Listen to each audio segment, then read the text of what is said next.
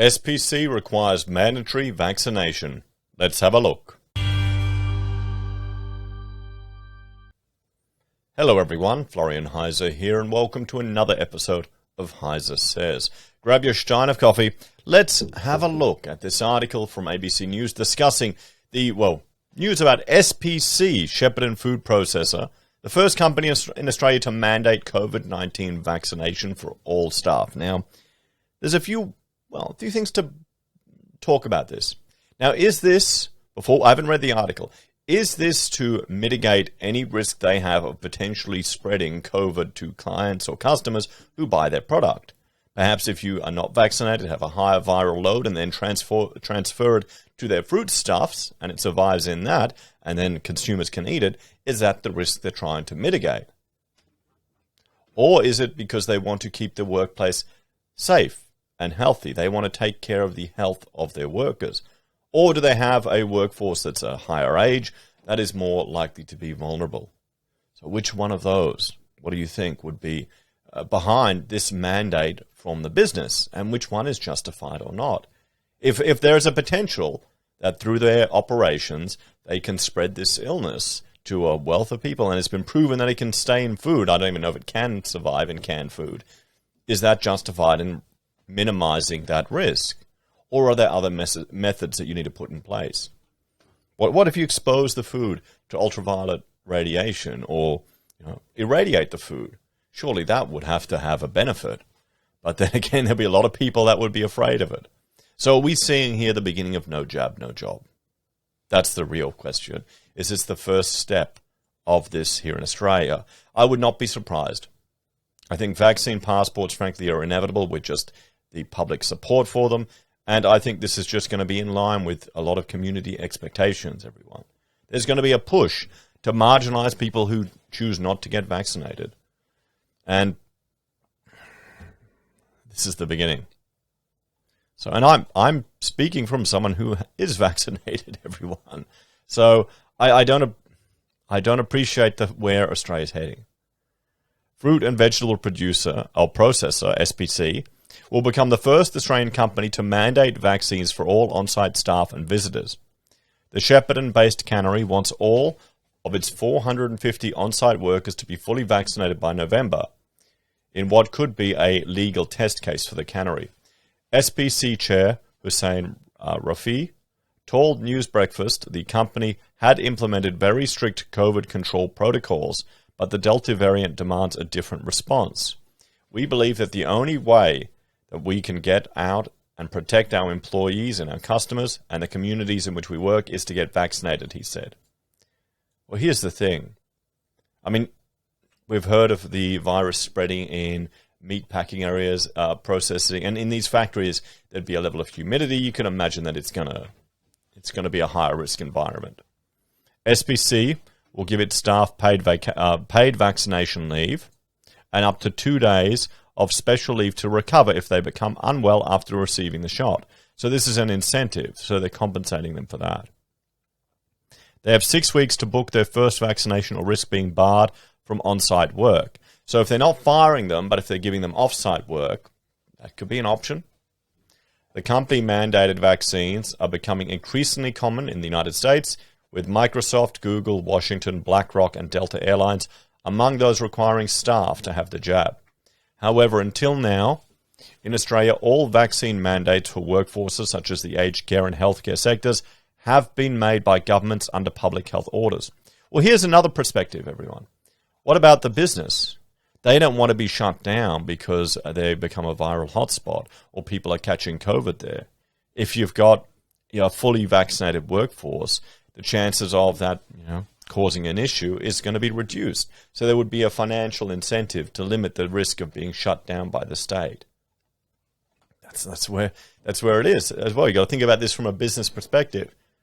Just look at all the little cafes and businesses that are shut down and are pretty much getting destroyed left, right, and centre. This is Australian manufacturing, everyone.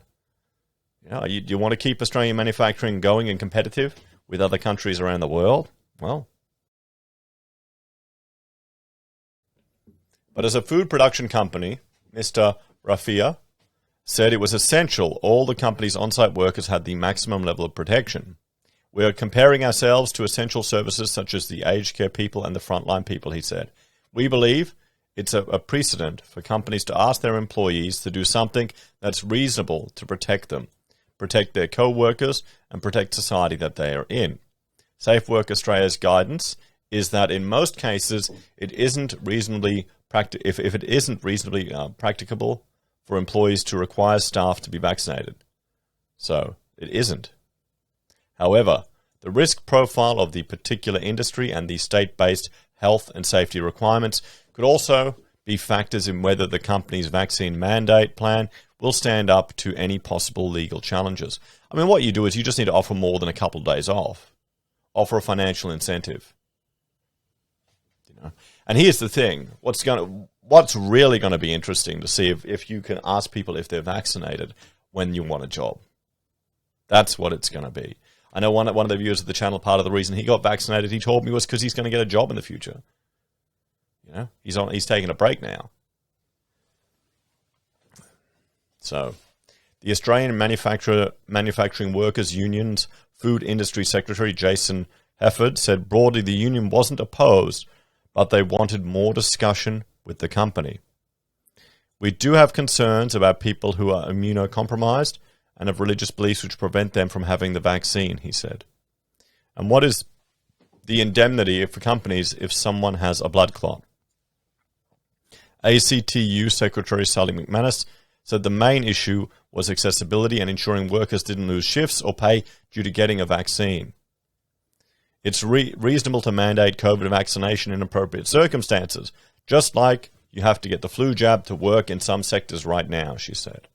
See, this is the thing. We already have no jab, no job, guys, in Australia. It already exists. There's entire industries where you need the flu jab, flu vaccine. You know, that's how it is, guys. It already exists. We already have it here in Australia. So this is why this is not surprising me in the slightest. It's just a natural progression. And there's certain vaccines that people will take that we're completely fine with, everyone has no issue with. I think it's just that this is completely unknown, and there's so much fear out there in the media. That's the problem. And people don't trust authority figures or experts anymore, understandably. But any mandate has to be based on the advice of health professionals, not just made up by employers, and workers must be consulted along with their unions. Privately, business leaders have been discussing the possibility of company vaccine mandates, and the SPC case could become a test case. Last week, Qantas CEO Alan Joyce said he wanted governments to mandate all airline staff to be vaccinated. Well, of course, they want to get the country open and people coming in and out. So what do you think, everyone? What do you reckon? Shepparton Food Processor is the first Australian company to mandate COVID-19 vaccines for staff. All of SPC's 450 on-site workers will receive paid vacation leave and up to 2 days of special leave to recover. Oh, there you go, 2 days off. You probably won't even need for most people. Chairman Hussein Rafi believes his company is an essential service to the community. Well, I guess it's canned food. It's a very important part of a food chain, and you can store it for long times. I don't tend to eat much. What do we have? You know, probably only sauerkraut. Do SPC do sauerkraut? We'll have to see. I'm such a bloody stereotype, aren't I? My sauerkraut and pickles. That's the only stuff I will incorporate into my diet. Only vegetables, really. Partially digested, which is essentially what fermented, which is what that process is. Anyway, guys, what do you reckon? Are you a fan? Are you at all surprised? Is it inevitable? I think there'll be public support for it. I'll do a poll to see what the viewers think, but I think broadly people will push for this. As always, thanks for watching. Like, share, subscribe to the channel. Let me know your thoughts and opinions on this one in the comments down below.